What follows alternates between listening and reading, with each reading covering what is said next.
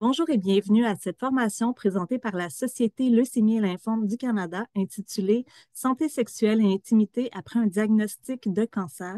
Nous vous présentons le module 2. Donc, je me présente, mon nom est Juliane Pelletier, je suis responsable des services à la communauté à la Société Leucémie et Lymphome du Canada. Avant de débuter la présentation principale, j'aimerais vous faire part de notre mission et vous présenter aussi quelques ressources qui pourraient vous être utiles à vous et aux personnes que vous soutenez. Donc, à la Société Leucémie Lymphome du Canada, notre mission est d'améliorer la qualité de vie des personnes touchées et de leurs familles en finançant la recherche sur les cancers du sang, mais aussi en offrant des ressources éducatives, des services et du soutien à la communauté des cancers du sang. Nous mettons à votre disposition un programme de formation continue. Donc, vous pouvez vous inscrire à l'une ou plusieurs de nos formations qui sont gratuites. Elles sont conçues pour être suivies à votre rythme. Puis, à la fin de chacune, là, vous recevez une attestation de participation par courriel. Elles sont toutes données par des spécialistes. Puis, plus de 1500 professionnels de la santé utilisent la plateforme qui propose près de 80 formations en français et en anglais. Vous allez retrouver des formations sur les cancers du sang spécifiques, mais également sur les traitements, sur les aspects psychosociaux et la survivance au cancer. Il y a de nouvelles formations qui s'ajoutent régulièrement, puis plusieurs de nos formations sont accréditées par la Faculté des sciences infirmières de l'Université de Montréal. Nous savons que les adolescents et les jeunes adultes qui sont touchés par le cancer vivent des défis qui sont souvent différents de ceux des adultes. Puis c'est pourquoi nous avons créé des outils spécifiques pour les soutenir. Sur notre site Internet, les jeunes adultes peuvent trouver du soutien pratique, un blog, des balados, des feuillets d'information et des témoignages de leurs pairs. Nous avons récemment ajouté 3 nouvelles ressources disponibles pour les jeunes adultes sur notre site Internet dans la bibliothèque de ressources. Donc, plusieurs jeunes ont partagé leur réalité avec un cancer du sang. On a Siam qui nous parle de l'adaptation à la vie sociale après le diagnostic. Également Christian qui partage ses conseils sur la façon de s'adapter à certains changements physiques qui peuvent survenir après un diagnostic de cancer. Et également Romy qui, elle, donne des conseils sur la gestion de l'anxiété. Donc, ces ressources peuvent être téléchargées ou imprimées gratuitement. Puis, tous les outils présentés là, peuvent être commandés via notre site Internet. Vous pouvez commander uniquement du matériel qui va diriger vos patients vers nos services ou demander également de la documentation sur les cancers du sang qui vous aidera à informer vos patients. Le tout se fait aisément et est sans frais. Puis la majorité de notre matériel didactique peut également être téléchargé via notre site Web. Donc, il est maintenant temps de vous présenter notre conférencière, Madame Pascale Rousseau. Donc, Pascale a travaillé pour la Société Leucémie Lymphome du Canada depuis août 2016. Elle a occupé plusieurs postes, toujours au sein de l'équipe des services à la communauté. Puis depuis 2023, elle est la gestionnaire des programmes communautaires à la Société Leucémie Lymphome du Canada. Mais ici, elle met son chapeau de sexologue pour vous présenter cette formation. Donc, Pascal a un baccalauréat et une maîtrise en sexologie et elle est membre de l'Ordre professionnel des sexologues du Québec. À toi, Pascal. Ben, merci beaucoup, Joliane, pour cette belle introduction. Ça me fait plaisir de vous retrouver pour cette deuxième partie où on va donc de la formation santé sexuelle et intimité après un diagnostic de cancer, où on va aborder le cancer dans les relations intimes. Alors, quelques petites précisions que j'ai déjà fait pour la partie 1, mais que je refais là, parce que c'est quand même important de vous dire que cette formation-là a été basée sur la formation de Ryan Booker, Optimizing Sexual Health and Intimacy After Cancer Diagnosis. Ça a été enregistré en 2023 et Ryan m'a permis, là, m'a gentiment permis de me baser sur sa formation en anglais pour présenter là, cette version en français. Alors, Ryan Booker, c'est une infirmière clinicienne en oncologie et en soins palliatifs avec plus de 20 ans d'expérience en soins infirmiers. Elle travaille au sein du programme de services de soins palliatifs et de fin de vie à Calgary, en Alberta, et elle détient un doctorat à l'École des sciences infirmières de l'Université de Victoria. Je me suis également basée sur 2 des unités qui proviennent des modules d'auto-formation pour les infirmières de l'Association canadienne des infirmières en oncologie, qui ont produit 12 unités en 2020. Et c'est donc l'unité 6 qui est les relations personnelles pendant la phase de survivance et l'unité 11 qui est la survivance pour les adolescents, adolescentes et les jeunes adultes atteints de cancer. Je précise également que ces formations-là ont été montées pour le personnel infirmier en oncologie, mais qui peuvent vraiment être visionnées et les informations et les outils peuvent aussi s'appliquer à d'autres professionnels de la santé. Et finalement, que la santé sexuelle et l'intimité vont être abordées dans toute l'expérience du cancer, du diagnostic à l'après-cancer et même en soins palliatifs et en fin de vie. Alors, le plan de la présentation pour cette partie 2, on va voir les objectifs de la présentation. On va voir les changements dans les relations, que ce soit les relations de couple ou les personnes célibataires. On va parler des communautés LGBTQ2S+, des adolescents, adolescentes et des jeunes adultes que je vais nommer AJA pour plus de simplicité. On va parler de cancer avancé. On va revenir sur les éléments clés et je vais vous présenter des ressources et mes références.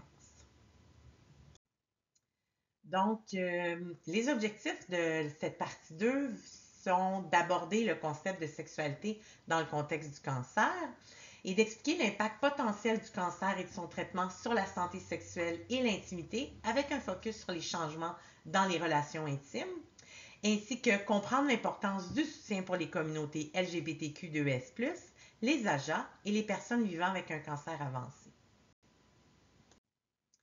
Donc, on va maintenant voir dans les prochaines diapositives les changements dans les relations lors de l'expérience avec un cancer. Donc, les relations de couple, ça va être important de regarder la relation avant le cancer. Donc, de nombreux couples ne s'attendent pas à devoir faire face aux conséquences du traitement sur le fonctionnement sexuel. Donc, l'activité sexuelle avant le cancer était pour plusieurs personnes naturelle et spontanée. Et après le cancer, donc la sexualité et l'activité sexuelle doivent maintenant faire l'objet d'une discussion. Elle doit être planifiée et peut parfois nécessiter des médicaments ou des accessoires. Donc, certains couples ont de la difficulté à parler des changements survenus dans leur vie sexuelle, ce qui peut créer de l'éloignement. Et d'autres vont arriver à gérer ces changements et à demander de l'aide ou trouver d'autres moyens de préserver l'intimité dans la relation. Il n'existe pas de bonne ou de mauvaise façon de gérer les changements sexuels après un cancer, mais il est important que les personnes touchées par le cancer et leurs partenaires comprennent que ces changements risquent de se produire et qu'elles sachent comment accéder aux ressources qui les aideront à s'adapter. La relation qu'une personne entretient avec le partenaire avant l'expérience du cancer va avoir une grande incidence sur son adaptation et sur sa qualité de vie. Si le couple n'a pas l'habitude de parler de santé sexuelle ou d'intimité et que les changements majeurs se produisent à ce niveau, provoqués par les traitements ou par le diagnostic, ça peut être très difficile pour une relation existante. Il y a aussi l'importance de la modification des rôles et de la relation. Donc, de nombreux facteurs potentiels de stress vont accompagner le diagnostic et le traitement du cancer, puis divers aspects de la vie de couple en sont touchés et risquent d'accroître la détresse. Donc, les rôles et responsabilités, la gestion de la vie familiale, l'éducation des enfants, les préoccupations financières au travail, la communication. On va mentionner enfin que le cancer et les traitements peuvent venir modifier les fonctions et les habitudes sexuelles, des changements qui peuvent influer la relation de couple sur le plan sexuel, sur le plan intime et émotionnel, et provoquer des frustrations et des insatisfactions chez les deux partenaires. Ou encore avoir une incidence sur la performance sexuelle et les confidences intimes. Et également, on va parler de distance émotionnelle et de détresse, donc les conversations difficiles invitées, les sentiments et les peurs gardées pour soi, les changements dans l'intimité et l'activité sexuelle, la réduction du soutien mutuel et la planification limitée de l'avenir peuvent vraiment créer une distance émotionnelle. Même les couples qui fonctionnent le mieux peuvent dérailler dans leur effort pour gérer les exigences associées à la maladie au milieu des perturbations relationnelles qu'elle cause. Et l'apparition de la détresse dans le couple peut détériorer la relation de couple en venant bouleverser les modes de communication établis. Les problèmes de communication et les ajustements requis dans les relations génèrent parfois des conflits qui, dans certains cas, vont mener à la séparation. Et plusieurs recherches vont soulever que les personnes dans l'après-cancer qui parlaient avec leur partenaire de leur relation éprouvaient un peu moins de détresse et faisaient mieux évoluer leur relation de couple. Quand on dit parler de la relation, c'est notamment discuter de sa nature et de son état, de ce que les partenaires désirent en retirer et des répercussions d'un facteur de stress commun. Et les difficultés peuvent se poursuivre dans l'après-cancer. Donc, une relation devenue tendue et émotionnellement distante pendant les traitements va se buter probablement à d'autres obstacles durant la transition vers la survivance. Donc, parler du pronostic, de la peur d'une récidive ou de la mort et de l'incertitude face à l'avenir seront particulièrement difficiles. Donc, en tâchant de gérer ainsi la situation et ses émotions comme celle du partenaire, chaque personne risque l'isolement émotionnel et la solitude. Et chez les personnes dans l'après-cancer, on a relevé des taux d'anxiété élevés dans 20 à 30 des cas et une dépression dans 1,5 à 20 des cas, et les pourcentages sont similaires chez les partenaires. Mais cela dit, certains partenaires, face à la fragilité de la vie et à la perte potentielle de liens précieux, voient leur relation se renforcer pendant le traitement d'un cancer. Donc, ils rebondissent malgré l'épreuve. Bien des couples composent avec le diagnostic et le traitement et vont conserver une relation intime et stable. Ces couples puisent dans leur force pour demeurer ouverts et honnêtes, partager leurs soucis et continuer à se soutenir mutuellement. Certains couples estiment même s'être rapprochés émotionnellement, partager une plus grande intimité et avoir amélioré leur relation. Et je vais parler ici de l'importance de soutenir les partenaires, parce que les partenaires sont la principale source de soutien. Donc, peu importe le moment dans l'expérience globale du cancer, la majorité des personnes diagnostiquées nomment leur partenaire comme principale source de soutien et de soins. Mais il y a la crainte des partenaires. Donc, ce qu'on sait de la littérature existante, c'est que les partenaires des personnes qui sont touchées par le cancer peuvent avoir peur de créer de la douleur ou de l'inconfort pendant l'activité sexuelle, ce qui pourrait les amener à s'éloigner complètement de toute relation physiquement intime avec elles. Les partenaires pourraient également se sentir peu désirables ou même rejetés parce que cette diminution de l'activité sexuelle dans la relation, elles réalisent peut-être pas tout ce du tout que c'est lié au traitement, donc pourraient le prendre personnel et vivre du rejet. De plus, quand la relation change, que les rôles se modifient, tout à coup, ça peut vraiment changer ce que les partenaires ressentent et perçoivent et comment elles vont percevoir la personne touchée par le cancer. Et il y a aussi la crainte de la perte, d'un décès, et certains partenaires vont se désengager ou encore vont quitter la personne malade pour se protéger. Il ne faut pas oublier que les partenaires peuvent avoir leurs propres problèmes de santé sexuelle. Donc, souvent en clinique, on peut parfois résoudre des problèmes de santé sexuelle de la personne qui est malade, puis ensuite, on se rend compte que l'autre personne dans le couple a aussi un problème de santé sexuelle important qui peut être physiologique, qui peut être psychologique, lié à des traumatismes antérieurs. Et la détresse des partenaires dans l'après-cancer est aussi très importante. Donc, les partenaires des personnes dans l'après-cancer vont jouer un rôle clé dans le rétablissement, mais peuvent avoir de la détresse et des préoccupations qui pourraient affecter leur capacité à fournir un soutien efficace. Et plus que tout autre membre de la famille ou proche, les partenaires vont apporter un soutien capital à la personne dans l'après-cancer qui doit s'adapter à sa situation. Et à l'inverse, la détresse éprouvée par les partenaires peut aussi se répercuter sur la personne dans l'après-cancer. Selon Kim et ses collaborateurs, en 2008, la détresse psychologique d'une personne est le meilleur indicateur prévisionnel de sa qualité de vie et de la détresse du partenaire.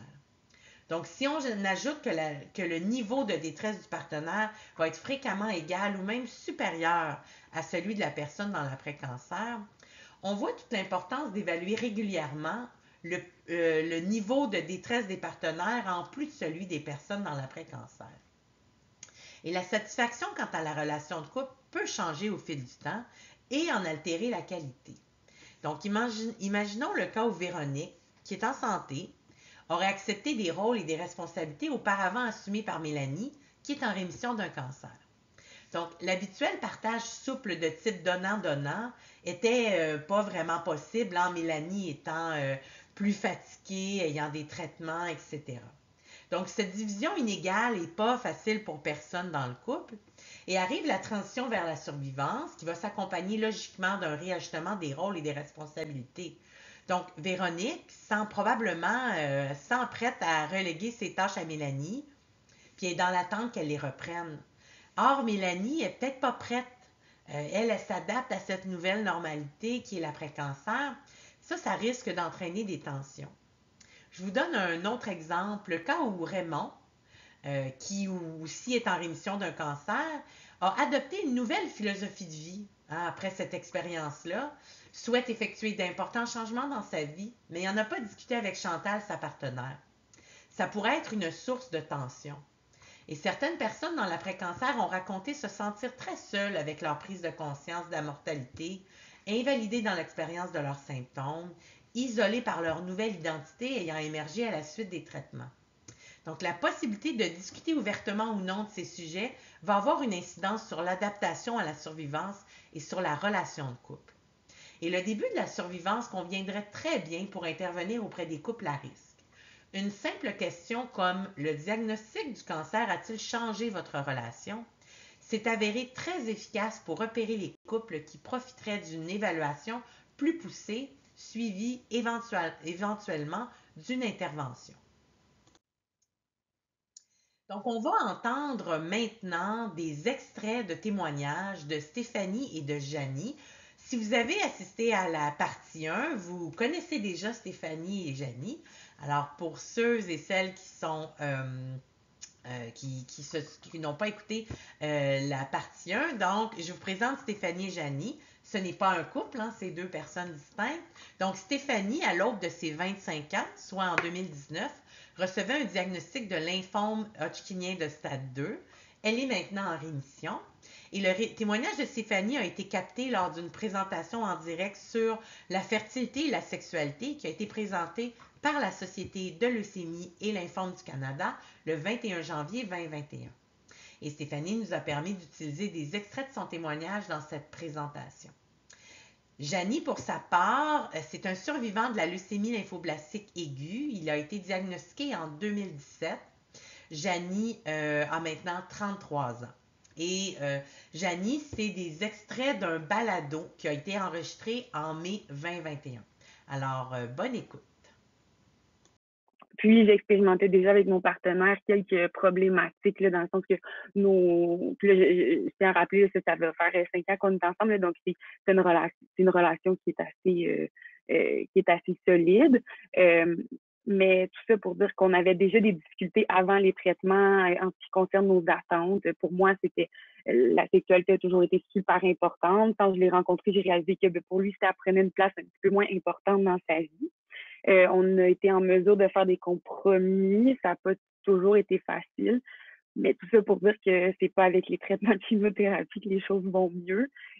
Donc, les problèmes se sont davantage accentués. Puis même encore aujourd'hui, ça demande énormément de communication. Des fois, on se remet en question puis on se demande si on va être en mesure à ce que notre relation perdure, à savoir si on va un jour être capable d'avoir les mêmes attentes à ce niveau-là. Donc, la clé, selon moi, c'est vraiment, vraiment, vraiment la communication qui fait en sorte que les deux, on a été un peu malheureux là-dedans. Donc, puis comme je vous ai dit, là, c'est des difficultés qu'on a encore aujourd'hui sur lesquelles on essaie de travailler, mais c'est pas facile. Au niveau des effets plus physiques de la chimiothérapie, pour ma part, j'avais une perte en fait de lubrification à 100%, là, malgré les quelques rapports sexuels que j'ai pu avoir là, pendant mes traitements de chimiothérapie. Mais j'ai pas eu du tout une perte de libido. Je peux pas dire au contraire, mais ça a resté assez stable à ce niveau-là. Donc, je me sentais un peu mal là-dedans. J'essaie de mettre des mots encore aujourd'hui là, sur comment je me sentais, mais on peut dire peut-être un petit sentiment de culpabilité ou d'imposteur, là, d'être en traitement de chimiothérapie, de ne pas me sentir nécessairement physiquement à 100% présente, mais de tout de même avoir un désir sexuel ou d'avoir cette envie-là. Donc, ça se résumait beaucoup par moi et moi-même. Là. Donc, comme je vous disais, là, vu que nos attentes entre mon partenaire et moi-même n'étaient pas nécessairement à la même place, ça faisait en sorte que j'essayais tout de même de répondre à mes besoins là, par moi-même. Pour ma part, là, au CHUM, j'avais une équipe incroyable, mais on n'a jamais, jamais, jamais abordé la sexualité. La fertilité, elle a été abordée, je trouvais, de façon très mécanique. L'oncologue m'a présenté, en fait, m'a pas vraiment présenté. Ben, c'est sûr qu'on a toujours le choix dans la vie. J'aurais pu dire non, je veux pas faire les traitements de fertilité, d'hormonothérapie pour la fertilité, etc. Mais bon, j'ai décidé de le faire là, parce qu'à l'âge de mes 10 ans, même si je m'étais pas posé la question de savoir si je voulais des enfants, je trouvais que c'était ce qui était le plus sensé de faire. Mais tout ça pour dire que c'est pas nécessairement des sujets qu'on aborde. Comme là, aujourd'hui, quand j'ai des rendez-vous de suivi, je lui en glisse un mot, puis elle est super à l'aise d'en parler. Fait que je pense vraiment que c'est juste que peut-être que les médecins n'ont pas encore intégré dans leur pratique là, ces sujets-là, mais ils sont pas mal à l'aise nécessairement. Ben, je vais parler pour moi, là, ils n'étaient pas mal à l'aise nécessairement d'en parler. Donc, Catherine, ça a été vraiment le gros support, aussi bien moral, parce que dans plusieurs domaines, hein, moral, parce que bon, elle venait me visiter à l'hôpital. Donc, c'est sûr que quand je suis tombé malade, pas le choix d'être en arrêt en congé de maladie. Donc, elle est l'infirmière clinicienne de nuit. Elle occupe un poste d'assistante chef, donc fallait se réorganiser aussi au niveau de son travail. Donc, elle a eu un congé pendant plusieurs mois. Donc, elle venait me voir à l'hôpital. Même si je dormais, j'étais tellement fatigué par les traitements que je passais mes journées à dormir. Donc, elle était quand même présente là, à côté de moi. Elle m'a aidé à prendre mon bain, à préparer mes collations. Parce que ce qu'il faut savoir, c'est que elle s'est vraiment occupée de tout. Et puis, surtout, ce qui m'a soulagé, c'est que je sais que j'étais entre bonnes mains, aussi bien à l'hôpital qu'à la maison avec elle, parce que fallait s'occuper de la maison, fallait s'occuper de Gabriel, mais la maladie, ça rapproche. Dans notre cas, ça nous a encore beaucoup plus rapprochés et puis soudés. Là, ça c'est clair. Ben en fait, Catherine, quand je suis tombé malade, elle savait tout ce qui allait s'en venir, à peu près là, parce que moi, non, j'étais vraiment dans le néant total. Je savais pas où ça allait mener, mais oui, un peu, on se pose toujours les questions de base là quand on reçoit un cancer. Je me souviens encore, c'était combien de temps il me reste à vivre, et puis est-ce que c'est héréditaire? Ça, je pensais tout de suite à Gabriel. Puis bon, personne n'a su me répondre tout de suite. Non, en fait, il faut faire des tests, il faut voir sur le long terme, etc., etc. Mais elle, elle voyait plus l'aspect traitement, tout ce qui était effets secondaires, après ça, gestion de la maison, gestion du travail, etc. Mais ça nous a vraiment, comme je disais tantôt, beaucoup plus soudés. Après ça, la vie de couple en tant que telle, oui, on a vu une certaine différence parce que c'est dû surtout au traitement de chimio et puis au traitement général chimio et puis radiothérapie parce que veut pas, on vit quand même de grosses émotions, la peur, l'anxiété, des fois la tristesse ou même de la colère, mais c'est sûr que c'est passé par la communication parce que à certains moments, j'avais mal aux articulations, j'avais mal un peu partout, dû au traitement encore une fois. Mais non, ça, on a su s'adapter, on a su se parler, s'écouter, et puis on a profité comme avant, là, différent. C'est sûr que c'était différent là, mais non, on a gardé le même amour là. C'est une expérience différente, mais tout aussi enrichissante là, bien au contraire. Ouais. Notamment, ça c'est mon médecin au tout début, on lui a posé la question, comment on pourrait faire, comment ça va se passer la suite là-dessus, sur les relations sexuelles ou autres là, mais il m'a dit c'est simple, il dit protégez-vous parce que ta chimio est tellement toxique que c'est dangereux pour ta partenaire. Donc j'étais cytotoxique pendant plusieurs mois là. Donc fallait mettre un préservatif, pas le choix. Sinon Catherine a eu des problèmes par la suite, là. Mais bon, bah, c'est ça c'était une autre adaptation à avoir. Dans mon cas, c'est vraiment une affaire de communication, là. C'est vraiment à discuter avec son partenaire parce que c'est à deux, selon la maladie, on peut trouver des solutions. La partenaire doit s'adapter aussi au malade et puis l'inverse aussi. Parce que c'est quand même un changement, oui, pour la personne malade, mais c'est aussi un gros changement pour la partenaire. Ça c'est sûr, ça se vit à deux, là, ce genre de choses-là. Donc, Puis là-dessus, Catherine, encore là, on s'écoutait, là, elle voyait bien que il est déjà fatigué par tout ça. Je veux pas lui en mettre une couche derrière. Là, mais surtout que c'est ça. Fait que, on a tous les deux, avec ma blonde, un bon humour. Fait que des fois, on tournait ça un peu en dérision pour dédramatiser la situation, là. Mais, encore là, on en revient à ces communications, là. En fait, quand on tombe malade, on nous reçoit, on nous donne une quantité d'informations sur les différentes fondations, les associations, qui appeler, bref. Mais la sexualité ou la fertilité, on n'en parle pas ou très peu, soit parce que les gens sont gênés ou comme un sujet tabou, ou alors comme dans mon cas, on passe aux choses parce qu'on pense que c'est pas un sujet nécessairement important, parce qu'on veut répondre à d'autres questions qui nous semblent beaucoup plus importantes, là. Mais non, en fait, ça fait partie du processus de la maladie, là. Faut pas s'en cacher, puis il faut vraiment en parler, là. Surtout que ils sont formés pour ça, ça fait partie de leur quotidien aussi de répondre à ce genre de questions-là. Puis s'ils n'ont pas la réponse, ils vont nous transférer à une équipe, à des personnes qui eux vont nous répondre. Là, c'est vraiment pas un souci. Ils ont toutes les ressources à leur main pour aiguiller les gens, là. J'espère que vous avez apprécié l'écoute de ces témoignages. Alors, on voit bien dans les témoignages de Janie et de Stéphanie les difficultés que le couple peut vivre. Et on voit vraiment deux histoires différentes. Donc, celle de Stéphanie qui a vécu un peu s'est sentie un peu séparée là, de son conjoint par les besoins différents. Et celle de Janie qui vraiment a senti un peu plus de symbiose là, dans son couple. Mais je pense que ce qui est important, c'est que dans les deux cas, malheureusement, les professionnels de la santé n'ont pas parlé de santé sexuelle et d'intimité avec Janie et Stéphanie.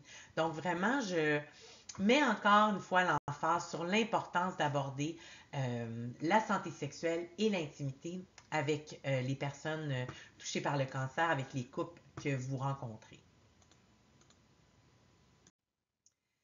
On va maintenant parler ici des personnes célibataires, hein. Bien sûr, les gens que vous côtoyez dans les cliniques ne sont pas tous en couple. Alors, les personnes sans partenaire, lorsque le cancer survient, ont généralement des préoccupations différentes des personnes qui étaient dans une relation stable. Ils peuvent parfois avoir l'impression de manquer d'aide ou de soutien social et ressentir de la colère ou du chagrin d'avoir à traverser cette épreuve seule. La recherche d'un partenaire et les activités de rencontre peuvent susciter beaucoup d'inquiétudes. Quand est-ce qu'on peut rencontrer de nouveau? Quand parler du cancer à un partenaire potentiel? Quand faut-il dévoiler les changements corporels? Comment gérer la réaction de ces révélations? Donc, la modification de l'image corporelle et de l'estime personnelle vient parfois diminuer la confiance requise pour établir des relations. Certaines personnes dans l'après-cancer peuvent se sentir étiquetées, stigmatisées ou craindre que leur corps ne puisse plus leur procurer de relations sexuelles satisfaisantes. Et pour les personnes célibataires qui veulent rencontrer ou débuter une nouvelle relation, elles vont souvent se demander quand est-ce qu'il faut que je parle du cancer. Et dans une étude qualitative qui a été réalisée par Ryan Booker, l'un des participants a déclaré qu'il lui était très difficile de sortir avec quelqu'un. Il savait qu'il y avait toujours ce risque que son cancer revienne. Il ne voulait pas faire vivre ça à un partenaire potentiel. Et il a mentionné qu'il se sentait comme un produit endommagé. Donc, on va écouter ici notre dernier témoignage et c'est celui de Philippe. Donc, Philippe a été diagnostiqué il y a 15 ans avec une leucémie myéloïde chronique et c'est un extrait qui a été pris dans un balado que Philippe a réalisé, qui a été enregistré en mars 2023. Et dans cet extrait, donc, Philippe va nous parler de sa perception là, de dévoiler son cancer à un nouveau partenaire. Alors, je vous souhaite encore une fois une bonne écoute. Dans mon cas, je pense que j'y vais d'emblée. J'y vais tout de suite en partant, je mets mes cartes sur table parce que moi, une de mes valeurs importantes, c'est l'honnêteté. Ça fait que, veux pas, ça a permis justement de rencontrer des personnes plus authentiques aussi. Mais en même temps, ça m'a fermé des portes aussi. Il faut être franc. Quand on dit le mot cancer, le monde on peur. Puis c'est tout à fait normal, je crois. Parce que même moi, on me dirait cancer, je pense que j'aurais peur un peu. Mais en même temps, je me suis posé des questions beaucoup par rapport à ça. Il y en a qui m'ont dit que tu es mieux d'attendre peut-être d'avoir une relation, que ta relation soit stable avant de lui annoncer. Mais moi, dans mes valeurs, je trouvais que ça me touchait pas. Moi, j'aime mieux dire dès le premier rendez-vous que je suis atteint de leucémie. Parce que, oui, j'ai des limites. Parce que je suis pas aussi en forme que tout le monde. Je suis peut-être des fois un peu ralenti par rapport à la société aussi. Là. On n'est pas sur le même diapason, dans le fond. Quand on a le cancer, des fois, on est un petit peu plus ralenti. Alors, je pense que c'est important d'en parler tout de suite en partant. Je suis à l'aise d'en parler, mais en même temps, il faut être à l'aise d'écouter le non-verbal de l'autre personne parce que l'autre personne réagit à ça aussi. Hein. On n'est pas tout seul non plus à réagir à la leucémie. Quand tu es en couple, justement, ou tu essaies d'être en couple, il faut que tu vois si l'autre est capable d'accepter ça. Parce que j'ai connu des personnes qui me l'ont dit aussi. Je ne suis pas capable de vivre avec une personne qui a le cancer. Ça me bloque carrément. C'est pour ça que oui, ça me cause un stress aussi. Parce que, veux pas, est-ce que c'est la bonne idée d'en parler? Est-ce que c'est la bonne idée de le garder secret? Mais en même temps, moi, j'aime mieux y aller avec mes valeurs, justement. Puis d'en parler, mais je suis à l'aise d'en parler aussi, je pense. On me poserait des questions, puis je serais capable d'en parler assez aisément. Puis, parce qu'on veut développer une relation avec la personne, mais en même temps, une relation, c'est 3 éléments, selon moi. C'est toi, l'autre personne, puis la relation. Alors, il faut qu'il y ait ces 3 éléments pour créer une relation stable. C'est triste parce qu'on se sent un peu étiqueté dans ce temps-là, mais en même temps, je comprends la réaction de l'autre personne parce que c'est quelque chose de gros, pas un cancer, une leucémie ou quelque chose de même. Juste de dire le mot cancer ou le mot leucémie, on a plein d'images qui nous viennent en tête. Alors, tu sais, je suis bien placé pour comprendre aussi. Moi, les principaux outils, j'aime bien utiliser l'Internet, mais en même temps, je ne suis pas pressé de rencontrer quelqu'un. Si je rencontre quelqu'un par hasard, tant mieux, dans le sens que je laisse aller les choses. Je me concentre beaucoup sur ma guérison aussi, puis la concentration de mon énergie. Comme je disais tantôt, je manque un peu d'énergie. Ça fait que je pense que c'est ça que je priorise le plus, là. Mais si je rencontre quelqu'un, tant mieux. Je veux dire, je suis ouvert à ça aussi. Je pense qu'on est tout ouvert à rencontrer quelqu'un, puis on le souhaite aussi, mais en même temps, comme je dis, si ça n'arrive pas, je vais me prioriser sur mes besoins. Donc, on va parler ici des communautés LGBTQ2S+. Donc, concernant ces communautés, on ne va pas trop s'attarder parce que ça pourrait vraiment être une formation en soi et parce qu'on a 2 excellentes formations sur notre plateforme de formation continue. Alors, je vous réfère à ces excellentes formations-là. Offrir des soins inclusifs aux communautés LGBTQ2+, touchées par le cancer. Vous avez la partie 1 qui est le contexte et terminologie. Et vous avez la partie 2 qui est offrir des soins inclusifs. La partie 2 qui est pratique clinique, pardon. Donc, c'est une formation qui nous a été offerte en anglais par l'organisme Queering Cancer, un magnifique organisme dans l'ouest du pays, et qui a été intégralement traduite. Mais bon, quand même, pour donner un petit peu d'informations au niveau du soutien de ces communautés-là, il y a très peu de recherches ou de littérature sur l'expérience des communautés LGBTQ2+, qui sont touchées par le cancer, mais on sait qu'environ 10 à 12% de cette population de la population s'identifie dans ces communautés. Et dans cette population particulière, on sait qu'il y a un manque d'accès au dépistage précoce et un manque de ressources adaptées à leurs besoins. Et beaucoup de professionnels de la santé vont indiquer de traiter toutes les personnes de la même manière. Ça peut paraître bien à première vue, mais l'objectif en matière de soins de santé, c'est en réalité l'équité pour tous. Puis je vais vous donner un exemple assez clair là, d'une personne qui a une déficience visuelle importante. Si on dit, ben, simplement, nous, on traite tout le monde de la même manière également, ben, on va vous donner les mêmes ressources et les mêmes documents qu'on donne à tout le monde, documents écrits, ben, ça va avoir comme conséquence que ces personnes-là ne vont pas pouvoir bénéficier de soins équitables parce qu'ils ne pourront pas lire les documents qu'on leur donne. Donc, on doit vraiment réfléchir aux besoins uniques des personnes qu'on soutienne, puis nous efforcer de vraiment répondre à ces besoins uniques-là. Alors vraiment, je vous invite, si vous voulez poursuivre la réflexion et avoir des pistes de solutions, à écouter ces 2 formations. On va maintenant parler des adolescentes et des adolescents et des jeunes adultes. Alors, comme mentionné, je vais utiliser le terme AJA pour plus de simplicité. Alors, les AJA vont subir les mêmes dysfonctionnements de la réponse sexuelle que les adultes. Bien sûr, l'insuffisance ovarienne chez les filles peut venir mettre en péril la possibilité d'avoir des enfants, de même que la ménopause précoce. Alors, d'où l'importance d'aborder les questions d'oncofertilité très rapidement dans le suivi avec cette population. De plus, les anomalies de la fonction thyroïdienne peuvent entraîner des déséquilibres hormonaux chez les AJA, donc c'est très commun.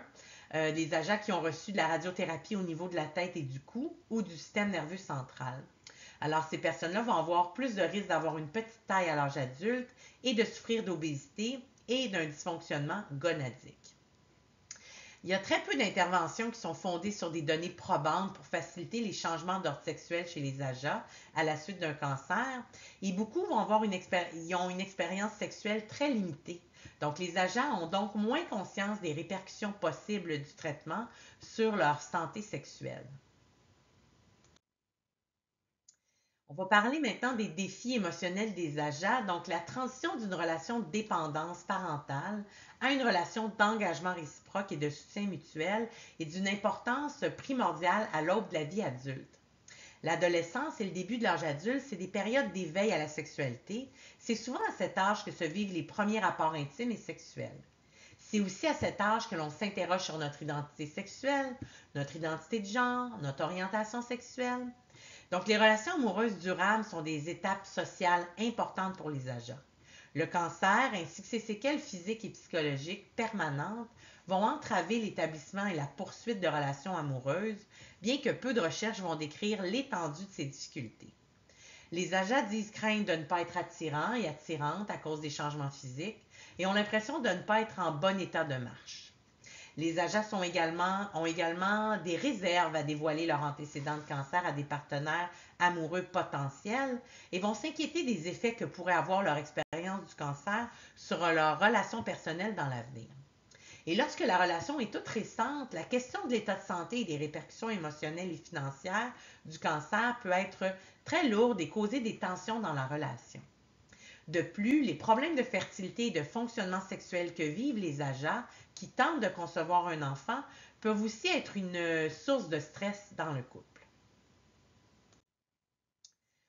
Alors, les défis au niveau physique maintenant, donc les défis au niveau de la sexualité et de l'intimité rencontrés par les AJA touchés par le cancer ont été mis en lumière, entre autres, par l'étude du Partenariat canadien contre le cancer et 10 agences provinciales de lutte contre le cancer qui a été faite sur 575 AJA au Canada qui avaient terminé leur traitement depuis plus d'1 an. Alors, vous voyez ici les résultats et je trouve que c'est très parlant là, du manque de soutien. Donc, au niveau des changements physiques, 41% des AJA ont fait part de leurs préoccupations concernant l'activité ou la fonction sexuelle, mais 62% des AJA n'ont pas cherché d'aide, donc sont restés avec leurs problématiques. Et 40% des AJA ont eu des difficultés à obtenir de l'aide.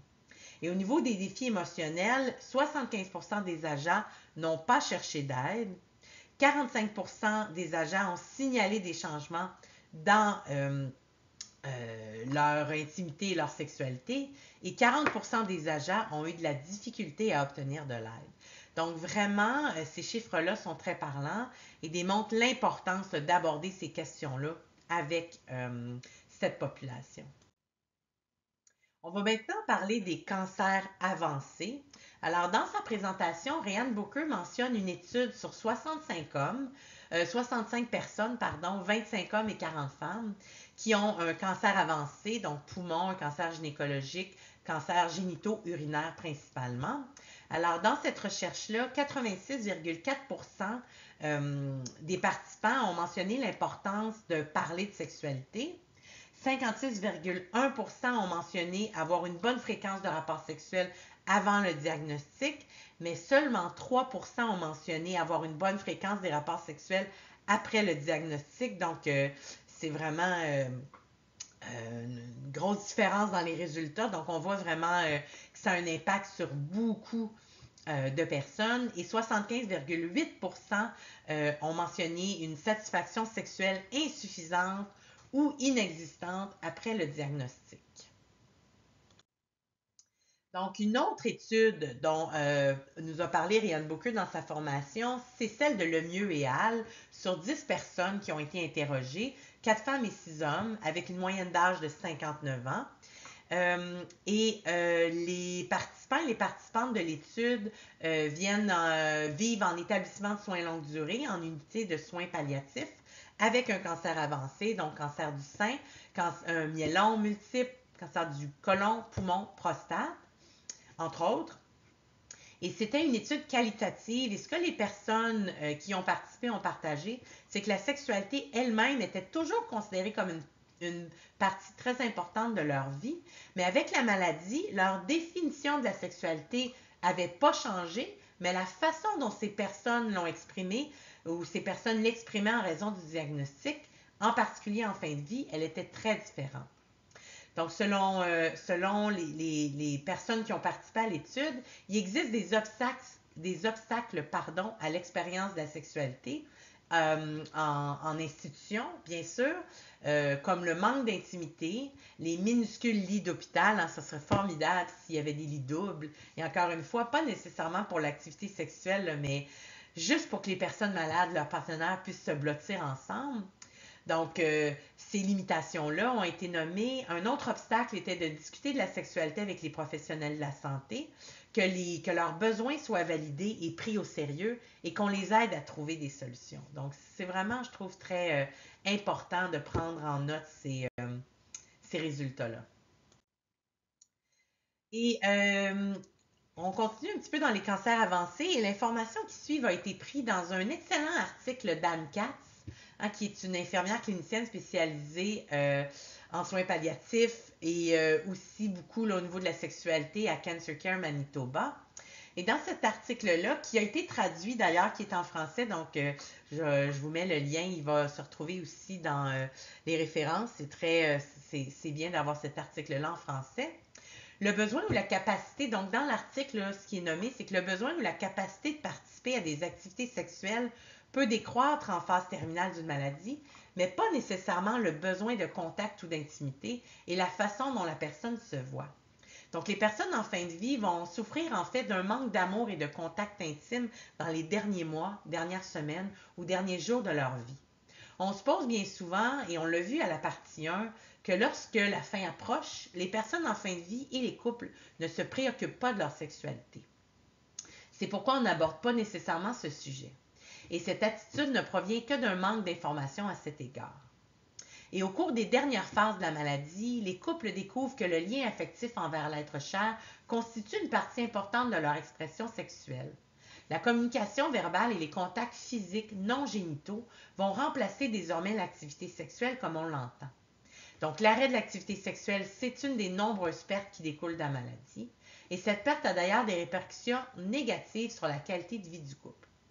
Et certains partenaires, les partenaires vont trouver difficile de participer à des activités sexuelles avec la personne à qui ils prodiguent des soins toute la journée et vont se sentir davantage comme un aidant, comme une aidante, que comme un amoureux ou une amoureuse. Et le fardeau physique et émotionnel de prodiguer des soins est exhaustif et va influer sur le désir d'avoir des contacts sexuels. Et de plus, il arrive que les partenaires souhaitent se distancier de la personne malade lorsque la fin approche. Et pour ce faire, les partenaires vont éviter les contacts intimes. C'est pas mauvais en soi, mais les partenaires pourraient se sentir coupables d'avoir tendance à éviter toute interaction physique. De plus, on parle peu de la personne qui n'est pas en couple. Donc, les besoins sont encore plus mis sous silence, comme s'ils n'existaient pas. Alors, et quelques considérations lors d'une hospitalisation, donc on fait suite, c'est toujours dans les cancers avancés. L'intimité et la fonction sexuelle, ce sont des choses qu'il faut tout de même prendre en considération, même en milieu hospitalier, même lors d'une hospitalisation. Bien sûr, il y a la gestion des symptômes, la fatigue, les nausées, etc. Il y a un environnement spécifique qui est médicalisé, des petits lits d'hôpital, plusieurs personnes dans une même chambre quelquefois, de l'oxygène, des tubes qui peuvent gêner les personnes atteintes de cancer. Il peut y avoir des lignes centrales, des PICC lines qu'il ne faut pas déplacer. Puis dans un hôpital, les lits sont encore une fois, c'est des lits simples, ne peuvent pas généralement accueillir 2 personnes dans les lits. De toute façon, ça ne serait peut-être pas permis là, dans toutes les situations. Mais je pense qu'il faut essayer de penser en dehors de la boîte, trouver des solutions pour permettre une intimité physique et émotionnelle au couple. Ça peut être des gestes simples, comme frapper avant d'entrer dans la chambre, trouver des moyens d'honorer et de préserver la vie privée des couples. Et on va revenir beaucoup à des pistes de solutions dans la partie 3 de cette formation. Donc, avant de passer aux références et aux ressources et aux références, notre présentation s'achève. Quelques éléments clés. Donc, les changements dans les relations intimes sont très fréquents lors de l'expérience du cancer, même chez les personnes qui vivent seules ou qui sont seules célibataires. Les spécialistes de la santé vont négliger souvent cet aspect important des soins et le personnel infirmier se doit d'évaluer et d'aider à gérer les problèmes dans les relations. Je vous donne quelques ressources. Les organismes communautaires en général, la Société de leucémie lymphome du Canada, la Société canadienne du cancer qui offre de belles ressources pour soutenir la communauté. Pour les adolescents, adolescentes et les jeunes adultes, le IAC, qui est un excellent organisme de soutien aux agents. La Fondation québécoise du cancer, qui a le programme Afélix. En sexologie, pour avoir de l'information plus liée au niveau de la sexologie, le lien de l'Ordre professionnel des sexologues du Québec, la clinique de sexologie de l'UQAM également, le McGill Couple and Family Therapy Clinic, qui sont 2 cliniques qui ont des étudiants sous supervision qui peuvent vraiment aider là, les gens touchés par le cancer, qui n'ont peut-être pas accès à des assurances privées s'ils veulent consulter en clinique privée. Alors, ça peut être une belle ressource là, pour du soutien à moindre coût, que ce soit au niveau de l'éducation ou au niveau de la thérapie. D'autres ressources pour la communauté LGBTQ2+, le Queering Cancer, la Coalition des familles LGBTQ, donc qui peuvent aussi être aidantes là, pour vous soutenir dans vos interventions. Et quelques références ici que j'ai utilisées. Et dans la plateforme de formation continue, vous avez accès au matériel en PDF. Donc, vous pouvez télécharger la présentation en PDF et suivre les liens pour accéder à ces ressources-là.